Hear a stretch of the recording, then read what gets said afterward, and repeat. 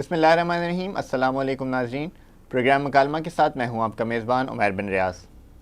ناظرین، ہمارا آج کا یہ پروگرام اس لحاظ سے مختلف ہے کہ ہم آج ایک شخصیت کو موضوع بنائیں گے، ایک ایسی شخصیت جس نے گزشتہ صدی کے اوائل میں جب اپنے کام کا آغاز کیا تو بر صغیر کے مسلمان جسمانی غلامی کے ساتھ ساتھ ذہنی غلامی کا بھی شکار تھے، لیکن اس شخصیت نے اپنے افکار کی بدولت ان مسلمانوں کو اپنے ماضی پر فخر کرنا سکھایا اور مستقبل کے سنہری خواب دیکھنا سکھائے۔ میری مراد بانی جماعت اسلامی مولانا سید ابوالعلا مودودی سے ہے۔ ہم اپنے اس پروگرام میں ان کی شخصیت اور افکار پر گفتگو کریں گے، اور اس پر گفتگو کے لیے ہمارے ساتھ موجود ہیں معروف دانشور اور کالم نگار جناب شاہ نواز فاروقی صاحب۔ بہت شکریہ شاہ نواز صاحب۔ گفتگو کا آغاز میں آپ سے یہ پوچھنا چاہوں گا کہ مولانا نے جب اپنے کام کا آغاز کیا تو اس وقت بر صغیر کے مجموعی حالات کیا تھے؟ مثلا مولانا کے ساتھ ان کے معاصرین میں بہت طویل فہرست سے بہت بڑے بڑے ناموں کی، دانشوروں کی، علماء کی، وہ اس انگریز کے تہذیبی غلبے میں کس طرح سے کام کر رہے تھے اور اس وقت ایک عام مسلمان کی ذہنی کیفیت کیا تھی؟ جی بہت شکریہ۔ آپ کو معلوم ہے کہ اقبال نے جو ذہنی غلبے کا مسئلہ ہے اس کے حوالے سے، غلامی کا مسئلہ ہے اس کے حوالے سے ایک بہت بنیادی بات کہی ہے۔ انہوں نے کہا ہے کہ تھا جو ناخوب بتدریج وہی خوب ہوا، کہ غلامی میں بدل جاتا ہے قوموں کا ضمیر۔ یعنی اقبال نے کہا ہے کہ غلامی اتنی ہولناک چیز ہے کہ اس کو محض آپ سیاسی مسئلہ نہ سمجھیں، بلکہ یہ قوموں کے مزاج اور ان کے یعنی باطن تک کو بدل دینے والی ایک چیز ہے۔ اور اس کا جو بر صغیر کے معاشرے کے اندر ہم دیکھتے ہیں امپیکٹ ہے، اس کی ایک صورت سر سید احمد خان کی شخصیت ہے، اور جو کہ بالکل آپ کو لگتا ہے کہ جیسے غلامی کے بالکل 100% زیر اثر چلی گئی ہے، اور اس نے اپنی خودی کو، اپنی پرسنل خودی کو، اپنی اجتماعی خودی کو ابینڈن کر دیا ہے، اس کو ترک کر دیا ہے۔ اکبر الہ آبادی اس کے بالکل آپ کو اپوزٹ ڈائریکشن میں کام کرتے ہوئے نظر آتے ہیں، اور اکبر بہت بڑی شخصیت ہیں، یعنی بہت ان کا کنٹریبیوشن ہے، ان کی شاعری جو ہے وہ ہماری شاعری کے عظیم میراث کا ایک بہت ہی قابل قدر حصہ ہے۔ لیکن اکبر بھی یہ سمجھتے تھے کہ بھائی تہذیبی سطح پر تو ہم انگریزوں سے برتر ہیں، لیکن اب چونکہ انگریزوں کا غلبہ ہو گیا، اس لیے اب سکہ تو انہیں کا چلے گا۔ چنانچہ انہوں نے کہا ہے کہ شیر اکبر کو سمجھ لو یادگار انقلاب، اس کو یہ معلوم ہے ٹلتی نہیں آئی ہوئی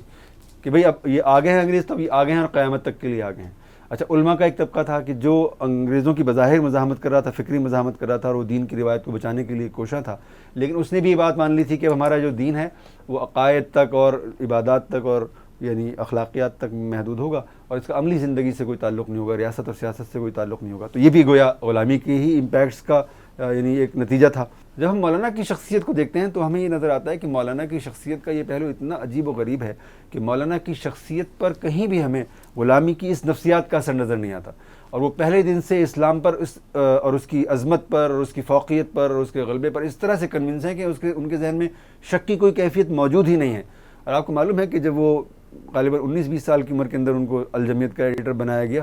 اور جب ان کو جو صاحب ان کو وہاں الجمیت کا ایڈیٹر بنانے کے لیے لے کر گئے تو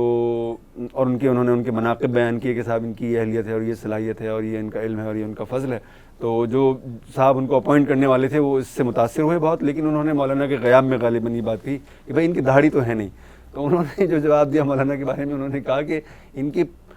چہرے پر تو داڑھی نہیں ہے لیکن ان کے پیٹ میں داڑھی ہے۔ یعنی اس سے مراد یہ تھی کہ وہ اوائل عمر سے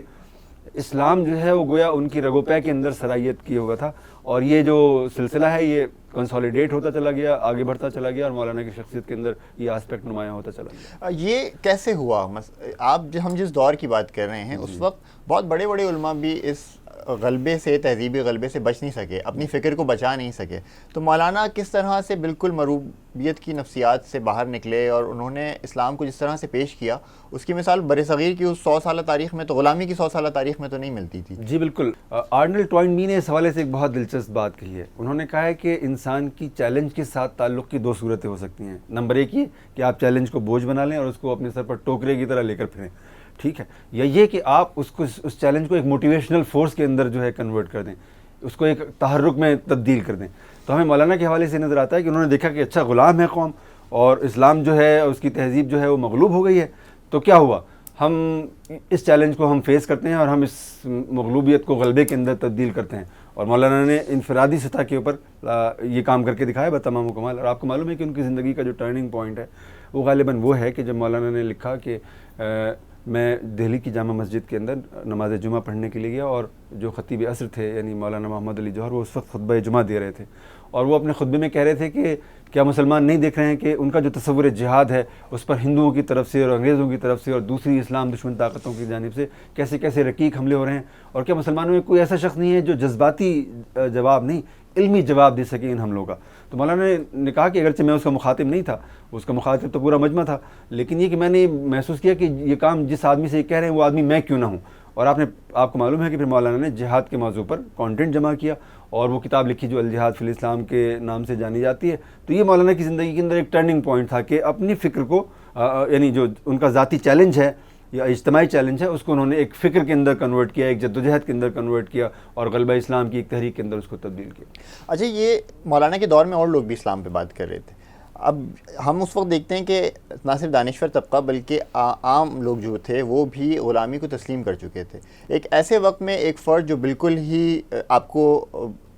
دوسرے غلامی کے خلاف بات کر رہا ہو، اس کو اتنی قبولیت عامہ کیسے حاصل ہوئی؟ نہیں، قبولیت عامہ تو ان کی فکر میں مطلب قبولیت عامہ تو خیر ان کو بہت بعد میں بھی حاصل ہوئی، جس چیز کو آپ قبولیت عامہ کہتے ہیں وہ بہت ایک مخصوص دائرہ پڑھے لکھے لوگوں کا ایک یعنی جو ان کی فالوئنگ ہے وہ ان کے معاصرین کے مقابلے میں کہیں زیادہ ہے۔ جی، اب اس میں کوئی شبہ نہیں، پڑھے لکھے طبقے پر مولانا کا جتنا اثر ہے، یعنی جدید تعلیم یافتہ طبقے کے اوپر مولانا کا جتنا اثر ہے، اتنا اثر کسی دوسرے عالم دین کا نہیں ہے۔ یعنی وہ جو باقی علماء کا دائرہ ہے وہ تو گویا روایتی مقلدین کا دائرہ ہے نا، کہ وہ کسی مکتبہ فکر سے یا کسی مسلک سے وابستہ ہیں اور اس کے مسلک کے جو فالوورز ہیں وہ موجود ہیں اور وہ ان سے ہم کلام ہیں۔ تو مولانا کا تو کمال یہ ہے کہ انہوں نے اپنا ریڈر جو ہے خود پیدا کر کے دکھایا، انہوں نے اپنا حلقہ اثر خود پیدا کیا۔ یہ بڑی عجیب و غریب بات ہے کہ وہ کسی تصوف کے خانوادے سے، تصوف کے کسی مسلک سے وابستہ نہیں تھے، کسی اسلوب سے وابستہ نہیں تھے، وہ ان مکاتب فکر کے جو برصغیر کے مکاتب فکر ہیں ان میں سے کہیں سے نہیں آئے تھے، تو ان کو سارا کام خود کرنا تھا۔ انہوں نے اپنی فکر بھی خود پیدا کی، اپنا لٹریچر بھی خود پیدا کیا، اپنا قاری بھی خود پیدا کیا، اپنی جماعت بھی خود پیدا کی، اس کی تنظیم بھی خود پیدا کی، اس کو پھیلایا بھی خود، سب کچھ مولانا نے خود کیا۔ تو مولانا جو ہیں وہ ان کا جو تھا معاملہ وہ یہ تھا کہ ان کی شخصیت کے اندر ایک صلابت ہمیں نظر آتی ہے، اور یہ بات نظر آتی ہے کہ وہ اسلام پر اس طرح سے کنونس ہیں کہ شک اور ریب کی کوئی کیفیت ان کے قریب بھی نہیں پھٹکتی ہے، اور یہ ایسی چیز ہے کہ جو پوری روایت کو جذب کرنے سے جو ہے پیدا ہوتی ہے، کہ آپ نے پوری روایت کو جذب کر لیا اور آپ کو پتہ ہے کہ جو آپ کا حریف ہے وہ یعنی ایک ایسا یعنی کمزور حریف ہے کہ جس نے عسکری غلبے کے ذریعے سے تو فتح حاصل کر لی ہے، لیکن جس کی تہذیبی میراث جو ہے وہ بہت کمزور ہے۔ مولانا کو یہ بات پہلے دن سے معلوم تھی، اور یہ جو مولانا کی فکر ہے اس پر اس کا بڑا گہرا امپیکٹ ہے۔ یہ بتائیے کہ مولانا کی شخصیت پر اعتراضات بہت زیادہ ہوئے، ان کے معاصرین کے مقابلے میں میرا خیال ہے کوئی ایسا فرد نہیں ہوگا کہ جس پر اتنی زیادہ یعنی اول سے آخری روز تک جو ہے وہ اس کے اعتراضات کی زد میں رہے، لیکن انہوں نے کبھی اس کا جواب نہیں دیا۔ جی، مولانا اس درجہ صبر اور تحمل کیسے؟ یعنی جی بالکل، یہ بہت غیر معمولی اسپیکٹ ہے مولانا کا، کہ اور آپ نے یہ بات بالکل درست کہی کہ مولانا پر اعتراضات ہوئے، اور اعتراضات جو ہے یعنی کوئی بھی مکتبہ فکر ایسا نہیں جس کی طرف سے اعتراضات نہ ہوئے، اور یعنی مطلب جو جدید لوگ ہیں انہوں نے بھی اعتراضات کیے۔ جو جدید لوگ تھے وہ یہ کہتے تھے کہ مولانا بہت قدیم ہے، اور جو بہت قدیم تھے وہ مولانا کے بارے میں کہتے تھے یہ تو بہت جدید ہیں، اور مولانا جو تھے وہ اپنی اصل میں تو خیر جو کچھ تھے وہ تھے، لیکن ان پر اعتراضات بے پناہ ہوئے۔ لیکن جو مولانا کی شخصیت ہے اس میں ہمیں یہ نظر آتا ہے کہ مولانا جیسے رسول اکرم صلی اللہ علیہ وسلم کی اسوہ حسنہ کو جذب کیے بیٹھے ہوئے ہیں، یعنی ان کی جو شخصیت ہے وہ رسول اکرم صلی اللہ علیہ وسلم کی سیرت طیبہ کا ایک عکس ہے، اور اس کے اندر صبر کی اور تحمل کی اور برداشت کی ایک ایسی زبردست صلاحیت ہے کہ جو ان کے معاصرین میں کسی کے ہاں آپ کو نظر نہیں آتی ہے۔ اور مولانا جو ہیں انہوں نے جہاں تنقید ہوئی ہے ذاتی بنیادوں کے اوپر، اس کو مولانا نے کبھی بھی آنسر نہیں کیا، نہ اس پر ریئیکٹ کیا، نہ اس کا کوئی انہوں نے جواب دیا۔ البتہ اگر کہیں ایسی کوئی تنقید ہوئی ہے ان کے اوپر کہ جس کا کوئی علمی جواب ممکن تھا وہ مولانا نے دیا ہے، پھر مولانا اس کے بعد خاموش ہو گئے۔ آپ کو معلوم ہے کہ جو مولانا وحید الدین صاحب ہیں ان کی کتاب تعبیر کی غلطی مولانا کی فکر کے حوالے سے لکھی گئی کتاب ہے، اور وحید الدین صاحب کسی زمانے میں جماعت اسلامی سے وابستہ تھے، اور اسی زمانے میں انہوں نے مولانا کی فکر پر بہت اساسی یعنی حملے کیے، اور مولانا سے خطوں کے ذریعے سے انہوں نے ایک سلسلہ کلام جو تھا وہ پیدا کیا، اور مولانا نے کہا کہ بھائی ایک دو خطوں کا تو انہوں نے جواب نہیں دیا، لیکن جب تیسرا چوتھا خط آیا تو انہوں نے ان کا جواب دیا، اور پھر پانچویں خط کے جواب میں انہوں نے کہا کہ آپ یعنی میں بحث نہیں کرنا چاہتا، میں جو سوال آپ نے اٹھائے میں نے ان کا جواب دے دیا، اور اس سے آپ کنونس نہیں ہیں تو میں اس کا کچھ بھی نہیں کر سکتا ہوں۔ تو یہ بات جو تھی مولانا کی شخصیت کے اندر رسول اکرم صلی اللہ علیہ وسلم کی گویا جو نمونہ عمل ہے اس کو جذب کرنے سے پیدا ہوئی۔ مولانا کی شخصیت کے اور کون کون سے ایسے پہلو ہیں جو جن پر ہم لوگ ان کے قارئین زیادہ توجہ نہیں دے پاتے یا وہ ان کی نظر سے پوشیدہ رہتے ہیں جنہیں ہمیں خاص طور پر دیکھنا چاہیے؟ جی بہت زیادہ دیکھنے کی ضرورت ہے اس بات کی کہ مولانا جو ہیں یعنی اپنے کنٹمپریز کے اندر یعنی ان کے کنٹمپریز میں بہت بڑے بڑے لوگ ہیں، فکری اعتبار سے، عملی اعتبار سے بہت بڑے بڑے لوگ ہیں، لیکن ان سب کی شخصیت میں ہمیں یہ پہلو نظر آتا ہے کہ جیسے اگر کبھی کوئی چیلنج آتا ہے، کوئی دباؤ آتا ہے، تو کہیں کوئی ڈر جاتا ہے، کہیں کوئی دبک جاتا ہے، کہیں کوئی پچک جاتا ہے، کہیں کوئی اپنا موقف تبدیل کرتا ہوا نظر آتا ہے، کہیں کوئی خاموش ہو جاتا ہے، کہیں کوئی جو ہے وہ ایک سلسلہ جنبانی پیدا کرتا ہوا ہمیں نظر آتا ہے. لیکن مولانا کی شخصیت میں ہمیں یہ آسپیکٹ نظر آتا ہے کہ مولانا کو جب اس بات پر شرح صدر حاصل ہو گیا کہ وہ حق پر کھڑے ہوئے ہیں، تو پھر وہ کسی طرح کا چیلنج آیا انہوں نے کبھی بھی اس سے جو ہے خوف زدہ ہونے کا مظاہرہ نہیں کیا. آپ کو معلوم ہے کہ جماعت اسلامی کے اجتماع کے اندر فائرنگ ہوئی اور مولانا سے لوگوں نے کہا کہ آپ بیٹھ جائیے کیونکہ فائرنگ ہو رہی ہے، براہ راست فائرنگ ہو رہی ہے، اور مولانا کا وہ تاریخی جملہ کوٹ ہوتا ہے کہ انہوں نے کہا کہ اگر میں بیٹھ گیا تو پھر کھڑا کون رہے گا. اور پھر ایک مرحلہ وہ آیا کہ جب مولانا مودودی کو یعنی گویا ختم نبوت کے سلسلے میں غیر معمولی کارنامہ انجام دینے کی پاداش میں سزائے موت دی گئی اور ان سے کہا گیا کہ اگر آپ یعنی معذرت کر لیں تو آپ کی جو سزائے موت ہے وہ ختم کی جا سکتی ہے اور آپ کو رہا کیا جا سکتا ہے. اور مولانا نے اس کا یہ جواب دیا کہ یعنی میں نے جب کوئی غلط کام کیا ہی نہیں تو میں کس بات کے لیے معافی مانگوں. یعنی ایک ایسے وقت میں جب موت بالکل آپ کے سامنے کھڑی ہے اور یقینی ہے اور آپ کو بچانے والا بظاہر کوئی نظر نہیں آ رہا ہے اس روئے زمین کے اوپر، اور آپ یہ کہہ رہے ہوں گے پورے شرح صدر کے ساتھ، کنوکشن کے ساتھ کہ جناب میں نے جو بات کہی ہے وہ حق ہے اور اس پر میں کسی طرح کی کمپرومائز کے لیے تیار نہیں ہوں. یہ وہی آدمی کہہ سکتا ہے کہ جس کو یہ بات اچھی طرح سے معلوم ہو کہ وہ ایک سیلف لیس آدمی ہے اور وہ اپنی ذات کے لیے، اپنی جماعت کے لیے، اپنی پارٹی کے لیے، اپنی تنظیم کے لیے جد و جہد کرنے والا آدمی نہیں ہے، اور بلکہ وہ حق کی بالادستی کے لیے جد و جہد کرنے والا آدمی ہے. اور اس نے اپنی ذات کو، اپنی شخصیت کو، اپنی پوری زندگی کو حق کے لیے جو ہے وہ وقف کر دیا ہے اور وہ پوری زندگی پر اس کی محیط ہو گیا ہے اور طاری ہو گیا ہے اور حاوی ہو گیا ہے. تو مولانا ایک ایسے آدمی نظر آتے ہیں اور اس کے نتیجے میں ان کے اندر وہ جرت اور وہ بے باکی پیدا ہوئی کہ مولانا جو تھے وہ کسی بھی باطل سے ٹکرانے میں کبھی بھی ہچکچائے نہیں ہیں. اور آمریت ملک کے اندر آئی ہے تو اس کا بھی انہوں نے مقابلہ کیا ہے، اور جو ان کو تھریٹس آئی ہیں ان کا بھی انہوں نے مقابلہ کیا ہے، اور انہوں نے اپنی سمت سفر تبدیل کی، نہ اپنا نظریے کے اندر کوئی تبدیلی اور تو کوئی تغیر کیا. اچھا شاہنواز صاحب، یہ بتائیے کہ مولانا مودودی کی شخصیت کا ایک اور جو خاص پہلو رہا ہے وہ اپنی ذات کی نفی ہے. انہوں نے ایک پوری تحریک کھڑی کی، ایک پوری جماعت بنائی اور پھر خود اس سے الگ بھی ہو گئے. ایسی مثالیں تاریخ میں بہت کم ملتی ہیں کہ ایک فرد جو اپنے ہی نظریات کی بنیاد پر ایک پوری تنظیم کھڑی کرے اور اسے ایک شروع سے آغاز سے لے کر ایک تناور درخت بنائے اور پھر اس سے الگ ہو جائے. تو یہ اتنا زیادہ کس طرح سے کیسے ہو سکتا ہے یہ؟ جی کیا شبہ ہے اس کے اندر، یہ بہت مشکل بات ہے، یہ مشکل کام ہے بہت، لیکن یہ ظاہر ہے کہ اگر اللہ تعالیٰ کی آپ کے اوپر عنایت خاص ہو تو ظاہر ہے آپ یہ کام کر سکتے ہیں. اور مولانا کے اوپر اللہ تعالیٰ کی عنایت خاص تھی اور اللہ تعالیٰ نے ان کو ایک ایسی سیلف لیسنس عطا کی ہوئی تھی کہ جس کے نتیجے میں ان کے لیے حق کی جو جد و جہد ہے اور اس کی بالادستی کی جو کاوش ہے وہی اہم ترین بن کر رہ گئی تھی. اور آپ کو معلوم ہے کہ جب مولانا نے امارت سے علیحدگی کا فیصلہ کیا تو بہت سارے لوگوں نے ان سے کہا کہ مولانا آپ یہ کیا کر رہے ہیں، آپ کی حیثیت تو اتنی فنڈامنٹل ہے کہ آپ کے بغیر ہم جماعت کا تصور ہی نہیں کر سکتے، اور آپ سب کچھ آپ ہی ہیں، لٹریچر آپ کا ہے، فکر آپ کی ہے، تنظیم آپ کی ہے، پارٹی آپ کی ہے، سب کچھ آپ کا ہے، آپ ہی کا امیج ہے، آپ ہی کی ساکھ ہے، سب کچھ آپ ہی کا ہے، تو آپ کیوں اس سے الگ ہو رہے ہیں؟ اور جبکہ آپ کام بھی کر سکتے ہیں، یعنی ایسی بھی یہ بات بھی نہیں کہ آپ کام کرنے کے قابل نہیں رہیں. تو مولانا نے کہا کہ نہیں، یہ فیصلہ ہو گیا اور میں یہ نہیں چاہتا کہ ہماری جماعت کے بارے میں، ہماری پارٹی کے بارے میں یہ تاثر ابھرے کہ یہ کوئی شخصی جماعت ہے، اس کے اوپر کسی شخصیت کا غلبہ ہے. اور آپ کو معلوم ہے کہ وہ اپنی زندگی کے اندر ایک آدمی جو امیر رہا ہو، اور امیر بھی ایسا رہا ہو کہ جو مطلب 20ویں صدی کو ڈیفائن کرنے والا آدمی ہو، اور جس نے مطلب 800 سال کی، 1000 سال کی روایت کے اندر جو ہے علم کی اور تقوی کی ایسی بے مثال جو ہے وہ نظیر قائم کی ہو، تو اس نے جو ہے اپنی پارٹی کی قیادت سے علیحدگی کا فیصلہ کیا اور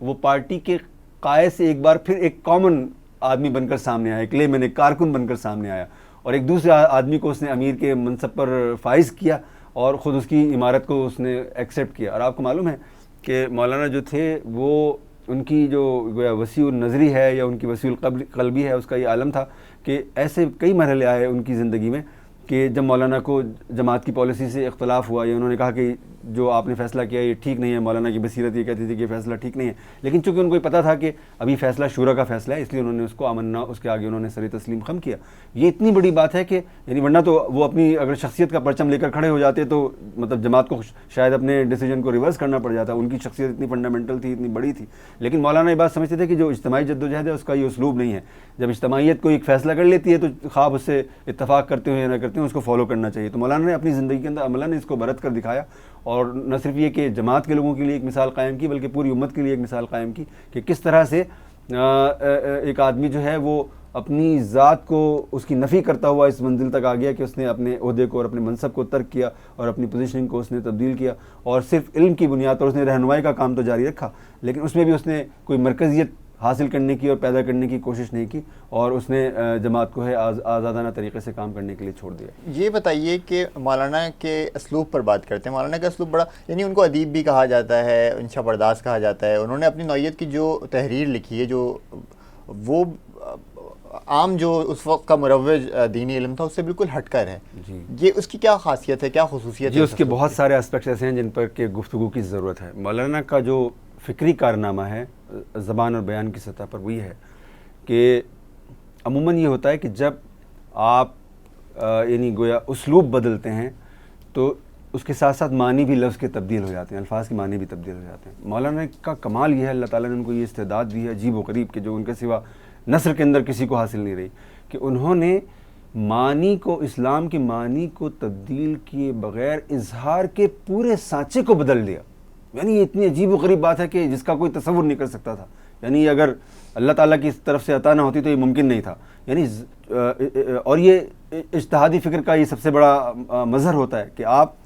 معنی کو تبدیل کیے بغیر اظہار کے پورے سانچے کو بدل دیں۔ تو مولانا نے معنی کو بدلے بغیر اظہار کے پورے سانچے کو بدل دیا، اور مولانا کو یہ بات بہت اچھی طرح سے معلوم تھی کہ جو عصر ہے اس کے اندر جو انسان ہے ان کی ان کا کیا نفسیاتی بینٹ ہے، ان کا کیا جذباتی میلان ہے، ان کی کیا ذہنی استعداد ہے، ان کی کیا روحانی کیفیت ہے، اس کو پیش نظر رکھتے ہوئے انہوں نے ایک اسلوب وضع کیا۔ اور لکھنے والوں کی دو بڑی کیٹیگریز ہوتی ہیں۔ ایک بڑی کیٹیگری ہوتی ہے کہ جو معلومات کو لکھتے ہیں، یعنی وہ لوگ کہ جو اپنی معلومات کو لکھتے ہیں، اپنے علم کو لکھتے ہیں،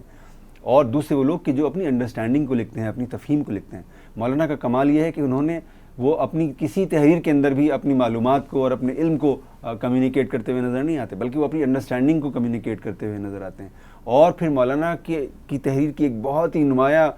خوبی یہ ہے کہ آپ کو معلوم ہے کہ لفظ کے اندر معنی کے سوا ایک اور چیز ہوتی ہے جس کو آپ تاثیر کہتے ہیں۔ آپ کو معلوم ہے تاثیر کہاں سے آتی ہے؟ تاثیر اپنے کنوکشن کو بسر کرنے سے آتی ہے۔ یعنی جب آپ اپنے کنوکشن کو بسر کرنے والے بن جاتے ہیں، اپنے ایقان کو بسر کرنے والے بن جاتے ہیں، تو پھر آپ کو اللہ تعالیٰ انعام کے طور پر وہ چیز عطا کرتا ہے جس کو آپ تاثیر کہتے ہیں۔ اور اس میں حق اور باطل کی کوئی تخصیص نہیں ہے۔ یعنی اگر کوئی باطل پر کنونس ہو گیا ہے اور اس کو اس نے جذب کر لیا ہے اور اس کو بسر کرنے والا بن گیا ہے تو اللہ تعالیٰ اس کے دائرے میں اس کو تاثیر عطا کر دیتے ہیں۔ اور اگر کوئی حق کے دائرے میں کھڑا ہوا ہے اور اس نے وہ حق کو بسر کرنے والا، کاملیت کے ساتھ بسر کرنے والا بن گیا ہے تو اللہ تعالیٰ اس کو یہ چیز حق کے دائرے کے اندر عطا کر دیتے ہیں۔ اور مولانا مودودی ان چند لوگوں میں سے ہیں کہ جنہوں نے اپنی صداقت کو بسر کر کے دکھایا، اپنے کنوکشن کو، اپنے ایقان کو بسر کر کے دکھایا، اور اس کے نتیجے میں اللہ تعالیٰ نے ان کو تاثیر کی وہ نعمت عطا کی کہ جو ان کے اثر میں کسی بھی کنٹمپریری کو ان کے حاصل نہیں ہوئی۔ آپ کو معلوم ہے کہ مولانا کا جو زمانہ ہے وہ چھوٹے لوگوں کا زمانہ نہیں ہے، بہت بڑے بڑے لوگ ہیں۔ اس کے اندر مفکرین ہیں، اس کے اندر مفسرین ہیں، اس کے اندر محدثین ہیں، اس کے اندر بہت بڑے بڑے عالم ہیں، لیکن جو ایکسیس مولانا کو حاصل ہوا، آپ کو معلوم ہے کہ مولانا نے جو کتابیں لکھی ان کا ترجمہ دنیا کی 75 زبانوں میں ہو چکا ہے۔ اور یہ کوئی بھی آدمی جو ہے وہ 100 سال کی تاریخ میں، کیا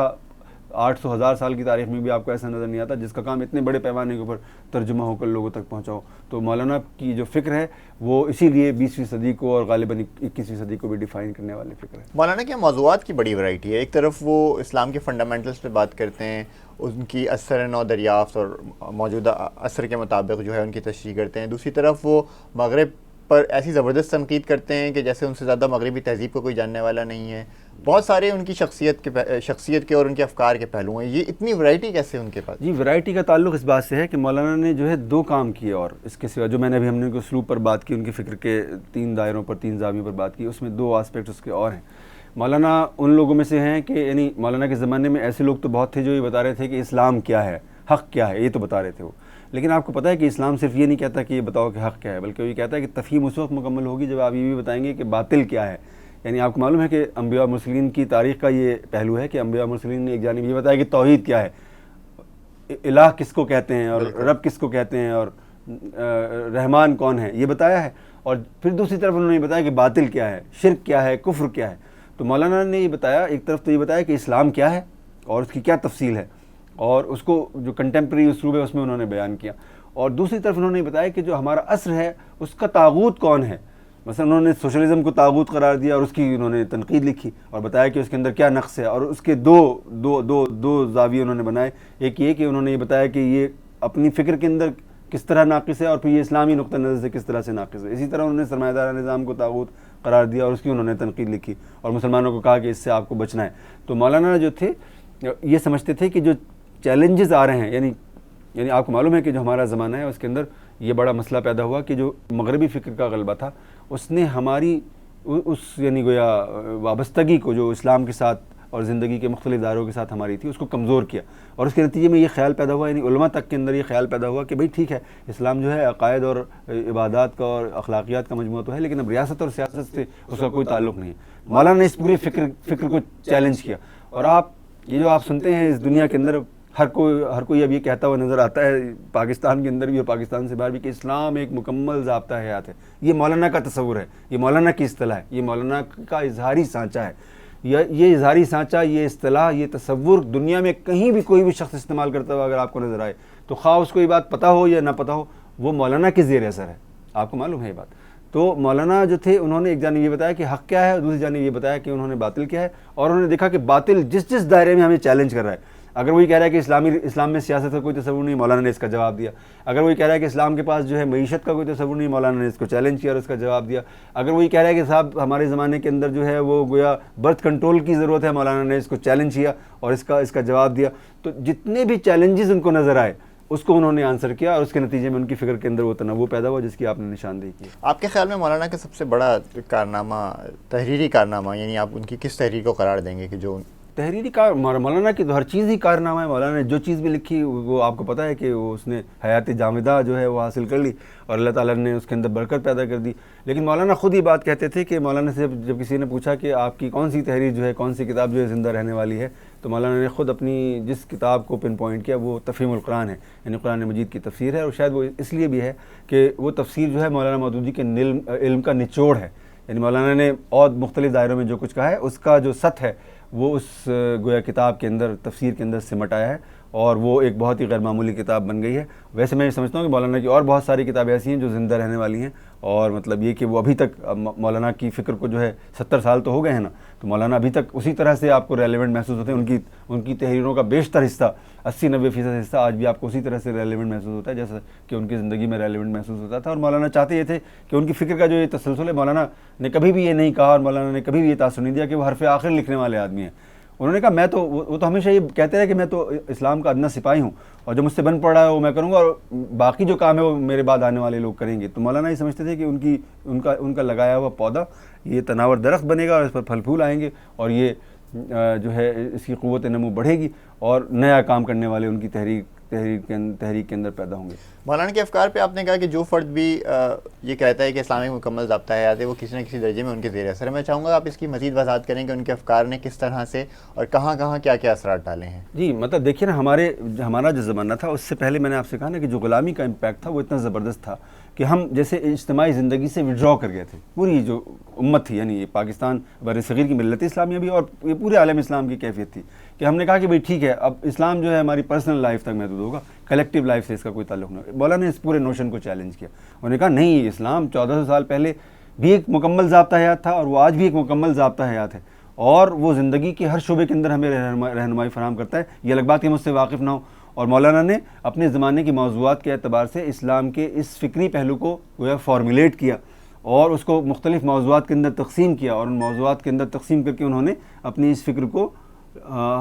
ہزاروں لاکھوں کروڑوں لوگوں تک کمیونیکیٹ کیا. اور مولانا نے یہ بات بتائی کہ یہ جو تصور آپ کے ذہن میں آ گیا ہے کہ اسلام گویا مغلوب کوئی ایک آئیڈیالوجی ہے اور یہ گویا مغلوب ہی رہے گا, اور مغلوب ہی رہنے کے لیے جیسے ایسا لگتا ہے کہ ایسا نہیں ہے. اسلام حق ہے اور یہ غالب آنے کے لیے آیا ہے. چنانچہ دنیا میں جہاں کہیں کوئی شخص یہ بات کہتا ہے کہ اسلام غالب آنے کے لیے آیا ہے تو آپ سمجھ لیں کہ وہ مولانا مودودی کی زبان بول رہا ہے وہ, کیونکہ یہ بات کہنے والے سب سے پہلے یہ تو اقبال تھے. اور اقبال کا پتہ ہے آپ کو معلوم کہ اقبال کا جو کنٹریبیوشن ہے وہ بہت غیر معمولی ہے, اور اقبال جو ہے وہ بہت ہی امپورٹنٹ ہماری پرسنالٹی ہیں, اور اقبال کے بہت کنٹریبیوشنز ہیں, ان کی بہت خدمات ہیں اور ان کے بہت اثرات ہیں. لیکن ان کا جو میڈیم تھا وہ شاعری تھا, اور شاعری میں پرابلم یہ ہوتی ہے کہ وہ اجمال میں آپریٹ کرتی ہے, جذبے کی بنیاد پر آپریٹ کرتی ہے. مولانا نے کیا کیا, یعنی مولانا کا اقبال سے بھی بہت گہرا تعلق ہے, یہ ایک طرح سے یہ کمپلیمنٹری ریلیشن شپ ہے. مولانا نے اقبال کے اجمال کو تفصیل فراہم کی, یعنی جہاں اسکیچی گفتگو ہوئی ہے مولانا نے اس کی تفصیل بیان کی. اس کو یعنی اقبال کی اگر 2 مصرے ہیں تو مولانا نے اس کو ایک مضمون میں ڈال دیا. اگر اقبال کی کوئی نظم ہے تو مولانا نے اس پر پوری کتاب لکھ ڈالی گویا. اور مولانا نے اقبال کے جذبے کو دلیل مہیا کی اور یعنی اس کے دائرے کو بہت پھیلا دیا. اور اس کو وہ یعنی گویا جو جس کو آپ کہتے ہیں سند عطا کی کہ قرآن سے اور سنت سے، یعنی اقبال کی شاعری قرآن و سنت میں روٹیڈ ہے، لیکن وہ اس طرح میں ظاہری شاعری میں اس طرح حوالے تو نہیں آ سکتے. تو مولانا نے وہ حوالے فراہم کیے کہ آپ جو سمجھ رہے ہیں کہ میں یہ بات کہہ رہا ہوں تو یہ بے حوالہ نہیں ہے، اس کی سند، اس کا حوالہ قرآن میں اور حدیث کے اندر موجود ہے. تو مولانا نے غلبہ اسلام کے اس تصور کو پوری امت کے اندر اس کو امت گیر بنا دیا. اور آج آپ جو پوری امت مسلمہ کے اندر بیداری کی لہر دیکھ رہے ہیں، مولانا کا اس میں بہت ہی فنڈامنٹل کنٹریبیوشن ہے. اور یہ بات میں اس لیے کہہ رہا ہوں کہ مولانا کی جو فکر ہے وہ عالم عرب کے تمام منطقوں تک منتقل ہوئی، یعنی ان کی فکر کا بڑا حصہ عربی میں منتقل ہو چکا، فارسی کے اندر ان کی بہت ساری کتابیں ترجمہ ہو گئی ہیں، اور جو دوسری زبانیں بھی ہیں عالم اسلام کی اس کے اندر وہ مولانا ٹرانسلیٹ ہو گئے ہیں. بڑے صغیر کی تو میجر زبانوں کے اندر مولانا ٹرانسلیٹ ہو گئے ہیں، ہندوستان کے اندر، پاکستان کے اندر، بنگلہ دیش کے اندر. تو مولانا کا جو امپیکٹ ہے وہ غیر معمولی اس اعتبار سے بن گیا کہ وہ غلبہ اسلام کے سب سے بڑے ترجمان بن کر سامنے آئے، اور انہوں نے اسلام کی جو کلیکٹیوٹی کا تصور ہے، اس کی اجتماعیت کا تصور ہے، اس کے زندگی کے ہر پہلو سے متعلق ہونے کا تصور ہے، اس کو انہوں نے جنرلائز کر دیا. شاہنواز صاحب، ایسے مفکرین بہت کم ہیں کہ جنہوں نے اپنی فکر کو بسر کر کے دکھایا ہو، جنہوں نے اپنی فکر کی بنیاد پہ جو نظریات انہوں نے پیش کیے ان کی بنیاد پر ایک پوری تحریک کھڑی کر دی ہو اور لاکھوں لوگوں کو اس کے لیے متحرک کر دیا ہو. مولانا اس لحاظ سے بھی ہمیں ممتاز نظر آتے ہیں، اس بارے میں آپ کیا کہیں گے؟ جی کیوں نہیں، اس کی مثالیں اگرچہ ہماری یعنی گویا ہماری تاریخ کے اندر موجود ہیں. جیسے مثلا ابن تیمیہ ہیں، تو ایک جانب وہ مفکر ہیں اور دوسری جانب وہ عملاً جہاد کرنے والے آدمی ہیں. جیسے مثال کے طور پر شاہ ولی اللہ ہے ہماری، تو ایک طرف شاہ ولی اللہ جو ہیں وہ مفکر ہیں اور مجدد ہیں، اور دوسری طرف جو عملی پالیٹکس ہے اس کے اندر بھی وہ حصہ لے رہے ہیں گویا، اور بتا رہے ہیں کہ اس وقت مسلمانوں کی حالت ہے، اور وہ اگر ان کو کہیں سے امداد کی ضرورت ہے تو اس کی طرف بھی وہ مطلب گویا رہنمائی کرتے ہوئے نظر آتے ہیں. یا اس سے پہلے مجدد الفسانی رحمۃ اللہ علیہ کی مثال ہمارے سامنے ہے کہ وہ صوفی ہیں اور مطلب مجدد ہیں، لیکن یہ کہ ان کو پتہ ہے کہ جو عملی کشمکش برپا ہے دربار میں اور نظریات کے حوالے سے دربار کے اندر برپا ہے، اس کا کیا امپیکٹ عوام الناس کے اوپر ہے، اس سے وہ آگاہ ہیں. اور وہ جہانگیر کو چیلنج کر رہے ہیں کہ بھائی تم یہ جو گویا تمہارے اکبر کے زمانے سے چلا آ رہا ہے سلسلہ دین الہی کے امپیکٹس کا، اس کو تم جو ہے ایڈریس کرو، اور مطلب اگر تمہارے ہاں سجدہ تعظیمی جو ہے وہ رواج پا گیا ہے تو یہ اسلام کے اصول توحید کے گویا خلاف ہے، اس کو موقوف کرو. اور تم نے اپنے ہندوؤں کو خوش کرنے کے لیے جو گائے کا ذبیحہ ہے جس کو اسلام روا رکھتا ہے، اس کو تم نے مطلب محض ان کو خوش کرنے کے لیے بند کیا ہوا ہے. تو وہ اس کو چیلنج کرتے ہیں، اس کی مثالیں موجود ہیں. لیکن مولانا نے جو کام کیا وہ عجیب و غریب کیا، وہ یہ کہ انہوں نے اپنی فکر کی بنیاد پر ایک جماعت قائم کی. اور آپ کو معلوم ہے جماعت اسلامی الجماعت کے تصور پر کھڑی ہوئی ہے، یعنی ایسی جماعت کی جو مطلب ہمارے عصر کے اندر رسول اکرم صلی اللہ علیہ وسلم کی کھڑی کی ہوئی جماعت کا گویا ایک عکس نظر آتی ہو، اس تصور پر کھڑی ہوئی ہے کہ صالحین کا ایک ایسا گروہ جو خود اسلام کو بسر کرنے والا ہو اور اس کے عملی نفاذ کے لیے جد و جہد کرنے والا ہو. اور یہی سبب ہے کہ مولانا کا جو امپیکٹ ہے تاریخ کے اوپر، یعنی مولانا کے علم کے حوالے سے ہم بات کر سکتے ہیں کہ وہ غزالی سے اگر ہم ان کو کمپیئر کریں تو غزالی کا علم جو ہے مولانا کے علم سے بہت زیادہ بڑا نظر آتا ہے. لیکن مولانا کی شخصیت بہت زیادہ ملٹی ڈائمینشنل ہے، اور اس ملٹی ڈائمینشنلٹی کا ایک پہلو جو ہے وہ یہ ہے کہ انہوں نے عملی جد و جہد کی. اور یہی سبب ہے کہ آپ دیکھ رہے ہیں کہ مولانا کی جو شخصیت ہے ایک طرف اس کے اثرات عالمگیر ہیں، اور اگر آپ خود جنوبی ایشیا کو اگر آپ فوکس کریں تو آپ کو یہ نظر آتا ہے کہ مولانا کی جو عملی جد و جہد ہے اس نے برصغیر کے 55 کروڑ مسلمانوں کی ڈیسٹنی کو، ان کی تقدیر کو ڈیفائن کرنے والی جد و جہد کی صورت اختیار کر لی ہے. یعنی جماعت اسلامی صرف پاکستان میں نہیں کام کر رہی ہے بلکہ وہ ہندوستان میں بھی کام کر رہی ہے، بنگلہ دیش میں بھی کام کر رہی ہے، وہ سری لنکا میں بھی کام کر رہی ہے. اس کا کہیں نہ کہیں کوئی امپیکٹ مالدیپ کے اندر بھی ہوگا، اس کے ساتھ کچھ نہ کچھ آپ کو جو ہے افغانستان کے اندر بھی نظر آتے ہیں. تو پورا جنوبی ایشیا جو ہے وہ گویا مولانا مودودی کی برپا کی ہوئی تحریک کے زیر اثر ہے. اور اس میں جو اس تحریک کا جو بہت ہی اہم آسپیکٹ ہے وہ یہ ہے کہ یہ تحریک آپ کو کسی فرقے کی طرف نہیں بلاتی، کسی مسلک کی طرف نہیں بلاتی، کسی مکتب فکر کی طرف نہیں بلاتی، کسی شخصیت کی طرف نہیں بلاتی. یہ آپ کو اللہ کی طرف بلاتی ہے، اس کے نبی کی اسوہ حسنہ کی طرف بلاتی ہے، سیرت طیبہ صلی اللہ علیہ وسلم کی طرف بلاتی ہے. یہ آپ کو مسلمانوں کی تہذیب کی طرف بلاتی ہے، اس کی تاریخ کی طرف بلاتی ہے. اور یہ تحریک آپ کو یہ بتاتی ہے کہ آپ اپنے تمام تعصبات سے بالاتر ہو کر اسلام کی بالادستی کے لیے جد و جہد کرنے والے بنیں. اور یہ جو آپ نے لسانیت کا کوئی چولا پہن لیا ہے اور آپ نے صوبائیت کو جو ہے وہ حرز جاں بنا لیا ہے، اس کا کوئی جواز اسلامی کانٹیکس کے اندر موجود نہیں ہے. اور جماعت اسلامی جو ہے وہ خالص اسلام کے غلبے کے لیے کام کرنے والی ایک پارٹی اور تنظیم بن کر سامنے آتی ہے. اور یہ مولانا کا اتنا بڑا کنٹریبیوشن ہے کہ ایک ایسے زمانے میں جب انسان جو ہے وہ اپنے فرقے کی نفسیات کے اندر الجھ کر رہ گیا ہے، اپنے مسلک کی نفسیات کے اندر الجھ کر رہ گیا ہے، اپنے تصوف کے کسی سلسلے کی نفسیات کے اندر الجھ کر رہ گیا ہے، یا وہ کسی تعصب کا جو ہے صوبائی تعصب کا یا لسانی تعصب کا یا نسلی تعصب کا جو ہے وہ شکار ہو گیا ہے، اس کے دائرے میں جماعت کے لوگ جو ہیں وہ ایسے فریم ورک کے اندر آپ کو کام کرتے ہوئے نظر آتے ہیں کہ جو ان تمام تعصبات سے بلند ہیں، اور یہ امت کے گویا امت کے لیے ایک ایسا ماڈل ہے کہ جس کو پوری امت کو فالو کرنا چاہیے۔ یہ مولانا کا ایک اور بہت بڑا فکری کارنامہ، اس پہ ہمیں ضرور بات کرنی چاہیے کہ انہوں نے کمیونزم جیسے ایک نظام کو شکست دینے میں ان کی فکر نے بڑا بنیادی کردار ادا کیا۔ اس کو آپ کیسے دیکھتے ہیں کہ ایک معاصر نظام اتنا بڑا جو کئی ریاستوں کی نظام حکومت بنا ہوا تھا، اس کے مقابلے میں ان کی فکر نے نہ صرف بند باندھا بلکہ ایک بہت بڑی ایک پوری نسل کو انہوں نے اس کا شکار ہونے سے بچایا؟ جی کیا شبہ ہے اس میں، اور اس میں تو آپ کو معلوم ہے کہ جو مولانا کا جو فکری کینوس ہے اس کا ایک آسپیکٹ یہ ہے کہ مولانا کی فکر کے اندر جس طرح اقبال کے یہاں آپ کو پریڈکشن نظر آتی ہیں، اسی طرح مولانا کی ابھی آپ کو پریڈکشن نظر آتی ہیں۔ آپ کو معلوم ہے کہ مولانا نے یہ بات جو تھی وہ 1950 کی دہائی میں کہہ دی تھی کہ یعنی گویا سوشلزم کو ماسکو کے اندر پناہ ملنے والی نہیں ہے، اور جو کیپٹلزم ہے وہ لندن کے اندر اور پیرس کے اندر اور نیو یارک کے اندر لرزہ برندام ہونے والا ہے۔ یہ بات مولانا نے 1950 کی دہائی میں کہی ہے، اور آپ نے دیکھا کہ کمیونزم جو ہے وہ ایک ایسا وقت آیا کہ واقعی اس کو ماسکو کے اندر پناہ نہیں ملی، اور مولانا کی جو پیشن گوئی تھی وہ ثابت ہوئی، درست ثابت ہوئی۔ اور آپ نے کیپٹلزم کا جو بحران ہے وہ بھی آپ ملاحظہ فرما رہے ہیں، اور آپ کو یہ بالکل لگ رہا ہے کہ اگر یہ پروسیس آگے بڑھے گا، اور یہ ڈیفینیٹلی آگے بڑھے گا، تو کیپٹلسٹ آرڈر جو ہے وہ اسی طرح سے کرمبل کرے گا جس طرح سے کہ مولانا نے اس کی پیشن گوئی کی ہے۔ اور مولانا نے جو بات، مولانا کی شخصیت کا جو آسپیکٹ ہے وہ یہ ہے کہ مولانا نے اس باطل نظام کی جو مبادیات ہیں ان کو سمجھا اور ان کو کمیونیکیٹ کیا، اور اس کو اتنی آسان زبان کے اندر کمیونیکیٹ کیا کہ جو یعنی مڈل کلاس کا ایک بہت بڑا طبقہ تھا نوجوانوں کا، اس کو لگا کہ یہ تو گویا ایسا کام ہے کہ زندگی کی پوری قیمت کے اوپر بھی اس کو کرنا چاہیے، یعنی اگر اس میں زندگی کھپ جائے تو اس کے اندر کوئی اس کے مذائقے کی بات نہیں ہے۔ اور آپ نے دیکھا کہ اسلامی جمعیت طلباء نے پاکستان کے تعلیمی اداروں کے اندر ایک بہت طویل جدوجہد کی، اور جو بائیں بازو کا پورا ہولڈ تھا ان اداروں کے اوپر اس کو توڑا، اور وہاں پر جہاں پر کہ اسلام پر فخر کرنا تو دور کی بات ہے، اس پر شرمندہ ہونا سکھایا جاتا تھا، اور لوگ شرمندہ ہوتے تھے اس بات پر، اور کوئی داڑھی رکھ کر وہاں نہیں جا سکتا تھا اور کوئی پردہ کر کے وہاں نہیں جا سکتا تھا۔ وہاں پر وہ نسل سامنے آئی کہ جو اسلام پر فخر کرنے والی نسل ہے۔ آپ داڑھی رکھتے ہوں یا نہ رکھتے ہوں، لیکن اگر آپ داڑھی رکھنا چاہیں تو داڑھی رکھ سکتے ہیں، آپ پردہ کرنا چاہیں یا نہ کرنا چاہیں یہ آپ کا ذاتی مسئلہ ہے، لیکن اگر آپ چاہیں تو پردہ کر کے وہاں جا سکتے ہیں آپ۔ تو یہ جو پورا منظرنامہ تبدیل ہوا، یہ مولانا کی جدوجہد سے تبدیل ہوا، اور یہ بہت بڑا انقلاب ہے، اور یہ ایسی چیز ہے کہ جس کے حوالے سے جماعت اسلامی جو ہے وہ پوری مطلب امت کی اور بالخصوص جو برصغیر کی ملت اسلامیہ ہے اس کی محسن جماعت بن کر سامنے آتی ہے۔ اچھا، ویسٹ میں کئی ایسی کتابیں بھی چھپی ہیں، کئی مفکرین نے اس پہ کام کیا، جو وہ لوگ یہ کہتے ہیں، ایک پورا مکتبہ فکر ہے اس خیال کا ہمیں، کہ مسلم امت میں جہاد کے تصور کو اثر نو زندہ کرنے کا جو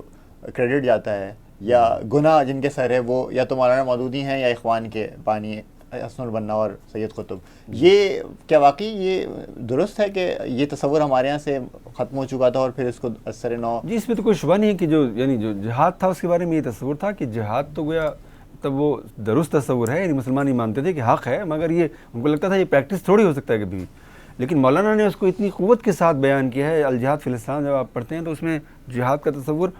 یعنی انہوں نے موازنہ کیا کہ جنگ کیا ہے اور جہاد کیا ہے، اور مختلف قوموں کے اندر جو جنگ کے تصورات ہیں وہ کیا ہیں اور اسلام کے اندر کیا ہیں، اور انہوں نے اس جہاد کی جو جسٹیفیکیشن ہے وہ میٹا فزیکل بنیادوں پر پرووائڈ کی ہے کہ یہ جہاد جو ہے کوئی پرسنل کاز تھوڑی ہے، یہ تو اللہ کا کاز ہے، یہ اس کے کلمے کو غالب کرنے کی جد و جہد ہے، اور یہ جو ہم جان دے رہے ہیں اس کے لیے اور جان لے رہے ہیں تو یہ ہم اپنے کسی کاز کے لیے، اپنی کسی نسلی اور ایک قومی تفاخر کے لیے تھوڑی لے رہے ہیں، بلکہ ہم اللہ کی کبریائی کے اعلان اور اس کے غلبے کے لیے ہم یہ کام کر رہے ہیں۔ تو مولانا نے اس کو اتنی شدت سے بیان کیا کہ وہ کتاب بہت زیادہ پڑھی جانے والی کتابوں میں سے ایک ہے، اور بلا شبہ مولانا نے جہاد کے تصور کو زندہ کیا عصر حاضر کے اندر، اور اس سلسلے میں مولانا کا کنٹریبیوشن بہت زیادہ ہے۔ اچھا، مولانا کی فکر کا سلسلہ کیا آپ نہیں سمجھتے کہ اب ایک جمود آ گیا ہے، اس سلسلے کو آگے نہیں بڑھایا جا رہا، اور اگر نہیں بڑھایا جا رہا تو کتنی گنجائش ہے بڑھائے جانے کی، اور کتنا اس پہ کام ہونا چاہیے کہ ان کی فکر کو سپلیمنٹ کیا جائے؟ جی میں سمجھتا ہوں کہ مولانا کا جو گویا تقویٰ ہے وہ تو منتقل ہوا ہے جماعت کے اندر، بہت زیادہ بڑی حد تک منتقل ہوا ہے، لیکن مولانا کی جو فکری میراث ہے وہ اس طرح سے منتقل نہیں ہے جس طرح سے کہ اس کو منتقل ہونا چاہیے تھا، اور اس کا سبب شاید یہ ہے کہ جو ہماری عملی جدوجہد ہے وہ شاید ہمارے لیے زیادہ سگنیفیکنٹ ہو گئی، اور ہم نے سمجھا کہ جیسے فکر کے اندر اور عمل کے اندر کوئی ایک تضاد ہے، اور مطلب پڑھنا لکھنا جو ہے گویا یہ عمل کی راہ میں کہیں رکاوٹ ڈالتا ہے یا اس کے اندر کوئی مشکل پیدا کرتا ہے، اور اس میں مشکل اس بات سے پیدا ہو جاتی ہے کہ کچھ ایسے لوگ پیدا ہو جاتے ہیں کہ جو مفکر کہلانا پسند کرتے ہیں اور دانشور بن کر سامنے آنا پسند کرتے ہیں، اور ان کو دیکھ کر خیال آتا ہے کہ یہ کوئی عملی جدوجہد کرنے والے تو لوگ نہیں ہیں. حالانکہ مولانا کی زندگی ان کا تو ماڈل ہی ہے کہ وہ جتنے بڑے مفکر ہیں اتنے ہی بڑے وہ پولیٹیکل ایکٹیوسٹ بھی ہیں. تو مولانا کا پولیٹیکل ایکٹیویزم شاید زیادہ غالب ہو گیا ہماری انفرادی اور اجتماعی شخصیت کے اوپر، اور جو مولانا کی فکر کا اسپیکٹ ہے وہ شاید کمزور پڑ گیا. اور ضرورت ہے اس بات کی کہ ان دونوں کو کمبائن کیا جائے، ان کو ملایا جائے، مولانا کے پولیٹیکل ایکٹیویزم کو ان کے فکری ایکٹیویزم سے ملایا جائے. اور یہ اس لیے ضروری ہے کہ مولانا نے یہ بات کہی ہے کہ اسلامی فکر کو جو اب سب سے بڑا کام کرنا ہے تو وہ یہ کرنا ہے کہ ہمیں وہ علم پیدا کرنا ہے جو گاڈ سینٹرک ہو. اس لیے کہ جو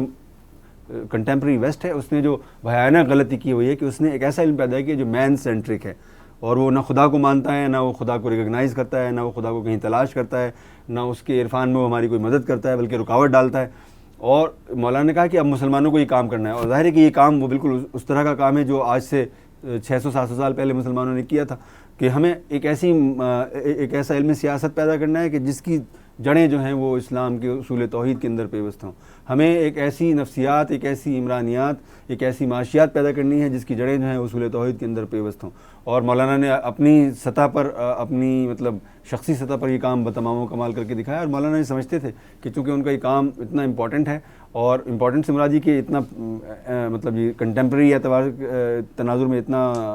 ناگزیر ہے کہ اس کے خوشہ چین انشاءاللہ ان کی جماعت کے اندر ضرور پیدا ہوں گے. لیکن شاید مولانا کی یہ آرزو اس طرح سے پوری نہیں ہو سکی کہ جس طرح سے کہ اس کو پورا ہونا چاہیے تھا، اور یہ ایسی چیز ہے کہ جس پر ہماری تحریک کو فوکس کرنا چاہیے. آخری سوال میں آپ سے کروں گا کہ اگر ہم اس ساری گفتگو کا خلاصہ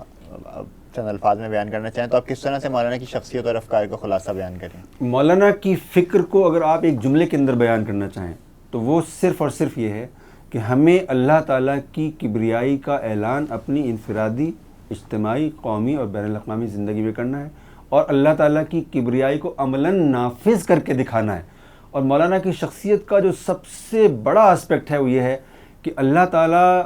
سے مولانا کا تعلق ایسا ہے کہ مولانا کے ہاں خدا کوئی کانسیپٹ نہیں ہے بلکہ وہ ایک فنکشنل ریالٹی ہے. یعنی مولانا کی فکر کو اور شخصیت کو دیکھ کر خیال آتا ہے کہ یہ ایک ایسا آدمی ہے، اور یہ ایک ایسے آدمی کی فکر ہے کہ جو ہر لمحے خدا کے ساتھ تعلق کو زندگی کی ہر سطح پر محسوس کرتا ہے. یعنی خدا ان کی زندگی میں ایک فنکشنل ریالٹی ہے. تو یہ مولانا کی فکر اور شخصیت کا وہ ہے خلاصہ ہے. بہت شکریہ شاہ نواز صاحب. ناظرین، ہم نے آج کے اس پروگرام میں بانی جماعت اسلامی مولانا سید ابوالعلا مودودی کی شخصیت اور افکار پر گفتگو کی. امید ہے آپ کو ہمارا یہ پروگرام پسند آیا ہوگا. اجازت دیجیے، اللہ حافظ.